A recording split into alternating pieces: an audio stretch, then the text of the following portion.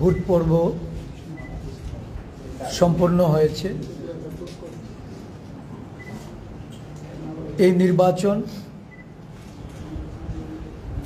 রাজ্যের নির্বাচক মণ্ডলী প্রত্যক্ষ করেছে। প্রশাসনাত্মক এই নির্বাচনে একটা বিরাট অংশের মানুষকে ভোটদানে বাধা দেওয়া, ভোটারদের অংশগ্রহণে বিরত রাখা গতকাল রাত থেকে এমনিতেই নির্বাচনী পরিবেশ একটা ভীতির মধ্যে দিয়ে কাটছিল, আশঙ্কা ছিল ভোটারদের মধ্যে। এবং ইন্ডিয়া জোটের পক্ষ থেকে আমরা নির্বাচন কমিশনের যিনি এখানে নির্বাচন আধিকারিক ওনার মাধ্যমে এবং এখানে যারা অবজারভার হিসাবে সাধারণ অবজারভার বা পুলিশ অবজারভার যারাই এসছেন প্রত্যেকের সঙ্গে সাক্ষাৎকারে মিলিত হয়ে আমরা এই পরিস্থিতি অবগত করে নির্বাচন সুষ্ঠু ও অবাধ সংগঠিত করার জন্য আমাদের যে আবেদন ছিল তার পরিপ্রেক্ষিতে ইলেকশন কমিশন এবং আমাদের দায়িত্বপ্রাপ্ত পুলিশ অবজারভার, আমাদের সিইও, রিটার্নিং অফিসার থেকে শুরু করে সকলেই আমাদের আশ্বস্ত করেছিলেন যে 3 টায়ার সিকিউরিটি অ্যারেঞ্জমেন্ট থাকবে। সাধারণ ভোটাররা ভোট কেন্দ্রে অবাধে ভোট গ্রহণে তারা সমস্ত ব্যবস্থা সেখানে গ্রহণ করবেন। পোলিং এজেন্টদের বিষয়েও প্রশাসনের তরফ থেকে আমরা যখন জানিয়েছিলাম তাদের নিরাপত্তার কথা, সেই জায়গাতেও তারা আশ্বস্ত করেছে। গতকাল থেকে বাড়ি বাড়ি গিয়ে ভোট কেন্দ্রে না যাওয়ার জন্য অনেক ভোটারদের বাড়িতে তালাবদ্ধ করে রাখা, অনেকের বাড়িতে নানাভাবে তাদেরকে ভয়ভীতি প্রদর্শন করা, বিশেষ করে সাসপেক্টেড পোলিং এজেন্ট যারা হবেন তাদের প্রতিও হুঁশিয়ারি প্রদান করা হচ্ছে। তারপরেও আজ সকাল থেকে যখন পোলিং এজেন্ট এবং ভোটাররা ভোট কেন্দ্রমুখী হতে থাকেন ধীরে ধীরে এই চিত্র বদলে যায় এবং একটা পরিস্থিতিতে এসে প্রায় 80% পোলিং এজেন্টরা হয় ভোট কেন্দ্রে তারা প্রবেশ করতে পারেননি, তাদের প্রবেশাধিকারে বাধা প্রদান করা হয়েছে। যারা এসেছিলেন তাদের অনেককেই আক্রান্ত হয়ে ফিরে যেতে হয়েছে এবং অনেকেই ভোট কেন্দ্রের ভেতরে আরক্ষা প্রশাসনের যারা কর্তব্যরত ছিলেন সেখানে তাদের সামনেই হেনস্থা হতে হয়েছে, আক্রমণ তাদের উপর সংঘটিত হয়েছে। কিছু কিছু ক্ষেত্রে সেগুলি আরোদের বা বিভিন্ন জায়গায় আমাদের যারা দায়িত্বপ্রাপ্ত পুলিশ অবজারভার ছিলেন তাদেরও নলেজে নেওয়া হয়েছে, কমপ্লেইন হয়েছে স্পেসিফিক। দেখা গেল প্রায় একটা সময়ে গিয়ে 80% সেখানে পোলিং এজেন্টরাই তাদের দায়িত্ব পালন করতে পারেনি। ভোটারদেরও বেলা 12টা অবধি যতটুকু আমাদের কাছে খবর বিভিন্ন অঞ্চলে ভোটারদের বাধা দিয়ে তাদেরকে বাড়ি ফেরানো হয়েছে। বিভিন্ন জায়গায় বাড়ি থেকে বেরোতেই হুঁশিয়ারি দেওয়া হয়েছে, বাড়ি থেকে বেরোনোর চেষ্টা করেও তারা ভোট কেন্দ্রের কাছাকাছি যেতে পারেননি। বিভিন্ন জায়গায় 144 ধারা বলবৎ থাকা সত্ত্বেও দেখা যায় যে শাসক দলীয় সমাজ বিরোধীরা, শাসক দলের পতাকাধারী বিভিন্ন অফিসগুলির মধ্যে বিরাট অংশে বহিরাগতদের এনে ভিড় জমিয়ে সেখানে ভোটারদের যাওয়ার পথে বাধা প্রদান করা।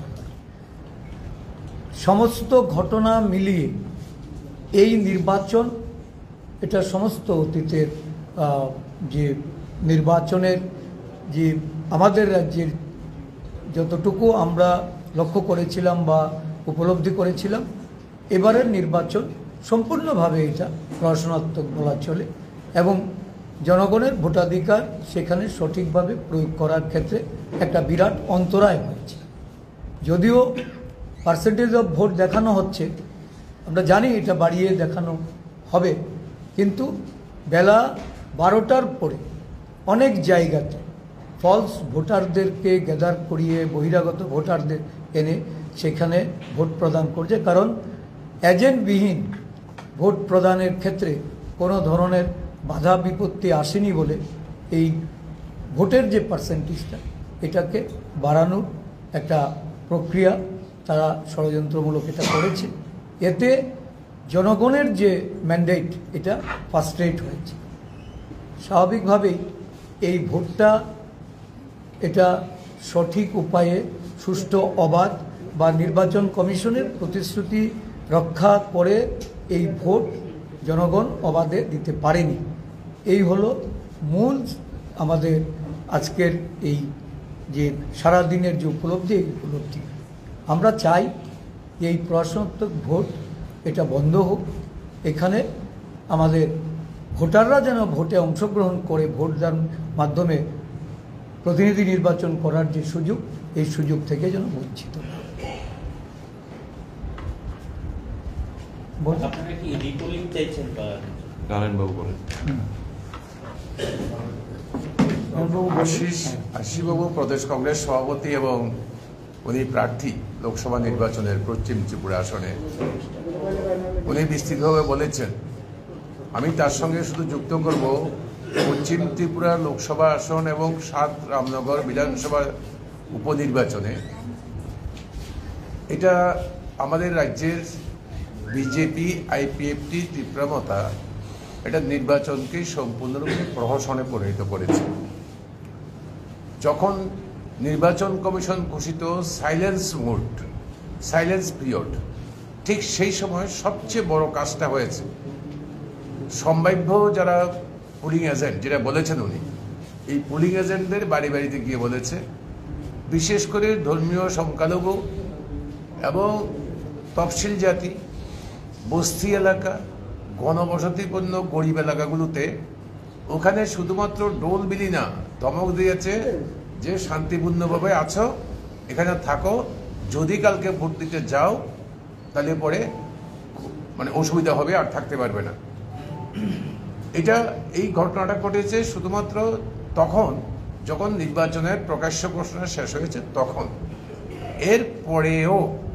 এরপরেও সকালবেলা থেকে খুব ভোরের থেকে মানুষ বাড়ি থেকে বেরোতে চেষ্টা করে, আসেনও, এবং উল্লেখযোগ্য সংখ্যক যারা আমাদের এজেন্ট ছিল ইন্ডিয়া ব্লকের দুইটাতে, রামনগরে এবং পশ্চিম ত্রিপুরা আসনে, এরা উল্লেখযোগ্য সংখ্যক ভোট কেন্দ্রের ভিতরে কাগজপত্র নিয়ে আসার জন্য চেষ্টা করে।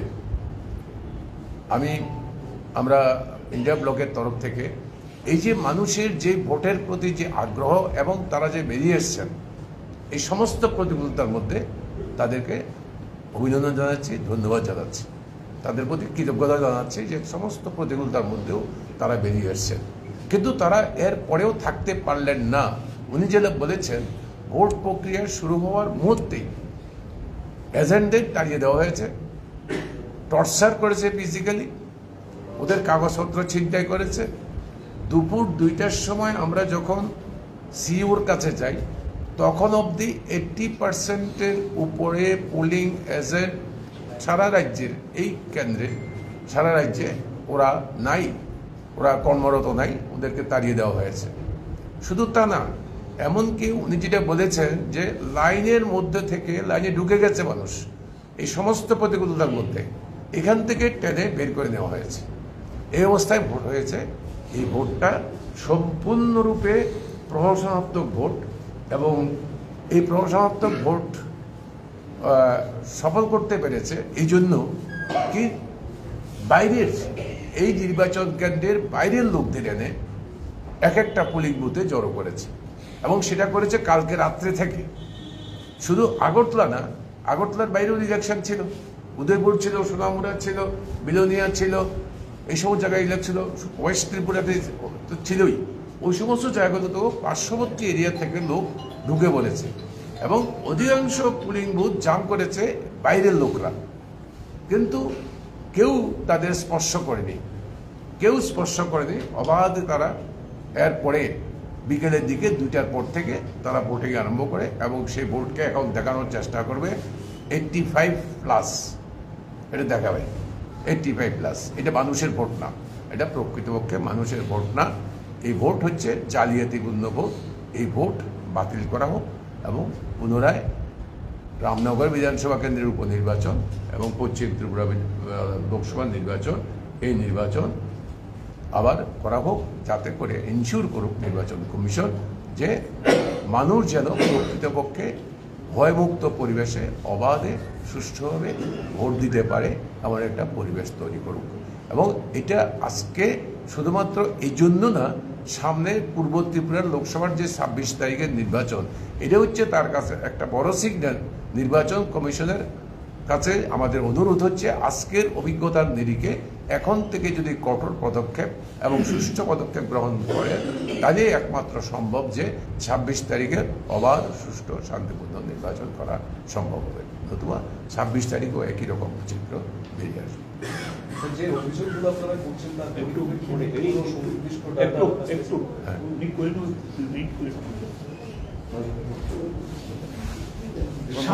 রামনগর বিধানসভা কেন্দ্রে আজ সকাল 6:45 থেকে আমি সারাদিন 49টা বুথে ঘুরেছি, এবং 12টার মধ্যে মোট 28টি বুথ সম্পূর্ণভাবে আমাদের পোলিং এজেন্ট মুক্ত, মানে তারা ছিলেন না, না আমার না আশিসবাবু। জাতীয় কংগ্রেস এবং সিপিআইএম এর পোলিং এজেন্ট অ্যাবসেন্ট ছিল 12টা পর্যন্ত।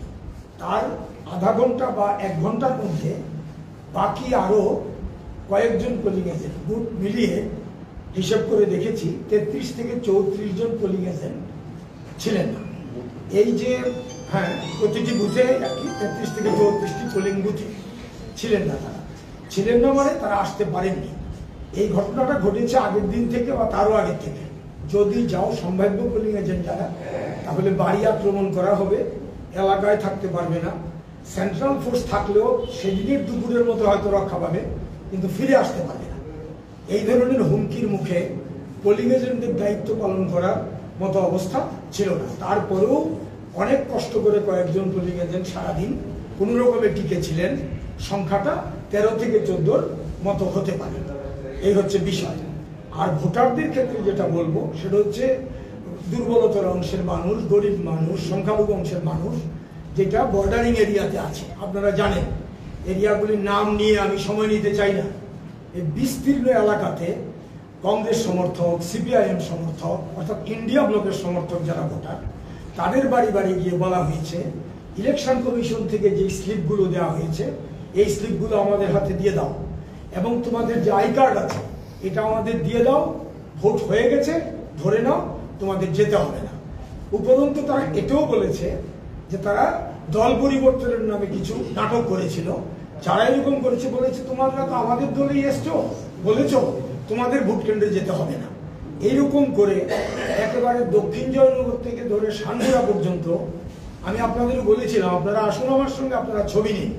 তখন সাংবাদিকদের মধ্যে একজন বলেছিলেন যে ওখানে গেলে তো আমাদের নিরাপত্তা থাকবে না। একেবারেই সঠিক কথা। আমি সেখানে সারাদিন ঘুরে এটাই বুঝেছি।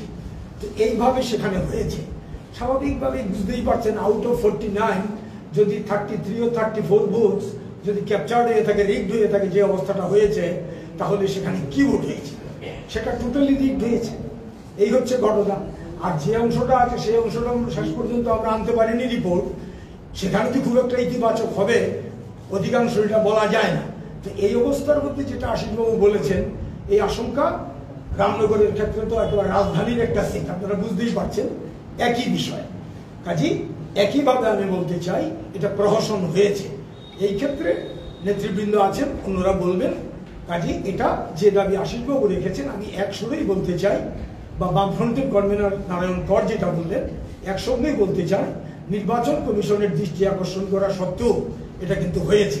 কাজী বাকিটা নির্বাচন কমিশনের কাছে আমরা ডিমান্ড রাখবো এটা এখানে বাকি কনক্লুশনে যেটা আসবে তার সঙ্গে আমি একমত।